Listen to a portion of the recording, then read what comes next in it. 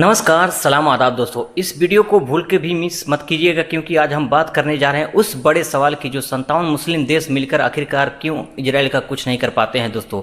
आखिर 57 मुस्लिम देश मिलकर क्यों इजराइल का कुछ नहीं कर पाते हैं दोस्तों। आखिर हकीकत क्या है, क्या आपको पता है या दोस्तों आइए जानते हैं विस्तार से इस चीज़ को दोस्तों कतर की राजधानी दोहा में इस वक्त अरब इस्लामिक कम्युनिटी शुरू होने जा रही है। अरब लीग यानी इस्लामिक ऑपरेशन ऑर्गेनाइजेशन OIC के पूरे 57 मुस्लिम देश एक साथ होंगे दोस्तों। कहा जा रहा है कि इस बार इजराइल के खिलाफ बड़े फैसले हो सकते हैं, लेकिन ज़रा ठहरिए दोस्तों। सवाल यही है, क्या वाकई में ऐसा होगा या नहीं होगा दोस्तों, या असलियत कुछ और है दोस्तों। इजराइल ने इन तमाम मुस्लिम देशों के साथ ऐसे आर्थिक ऊर्जा और सुरक्षा के समझौते कर रखे हैं कि हर बार नतीजा बस एक निंदा प्रस्ताव ही तक रह जाता है या सिमट जाता है दोस्तों।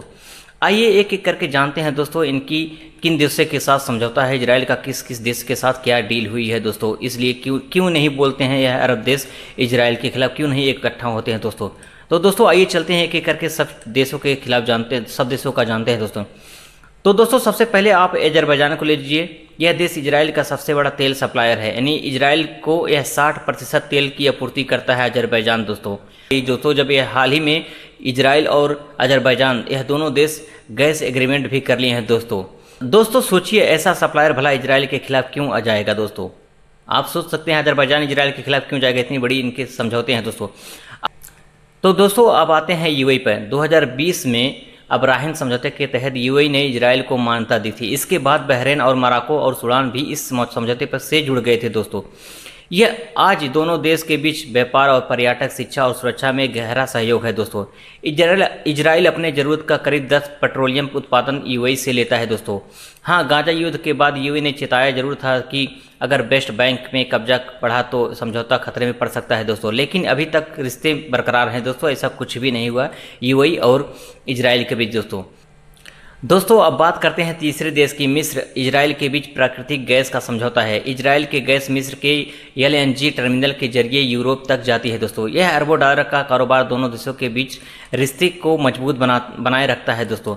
बात करते हैं बड़े इस्लामिक देश सऊदी अरब की दोस्तों। सऊदी अरब इस वक्त हूती विद्रोहियों से काफ़ी ज़्यादा परेशान है। हूती और ईरान हूती विद्रोहियों का सपोर्ट करता है दोस्तों। हूती विद्रोही लगातार सऊदी अरब पर ड्रोन और मिसाइल हमले कर रहे हैं दोस्तों, और करते रहते हैं दोस्तों।